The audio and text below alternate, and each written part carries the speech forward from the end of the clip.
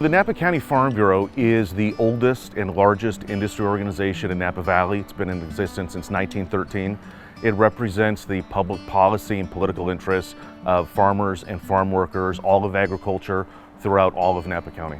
There is a very dedicated labor force behind California agriculture that is selfless in a lot of respects. They are dedicated to their profession, and I wish people understood that the amount of work and time that goes in to what they eat and what they drink come from individuals who have a very real dedication to California agriculture. Many times it runs throughout their families. You have generations involved, especially here in Napa County, that love agriculture. If you're at the supermarket, you're purchasing wine, you're purchasing flowers, you're purchasing food. The men and women behind producing that food, that wine, those flowers at the supermarket all have families. They all have families to take care of. And there is such a skilled workforce behind all of those products.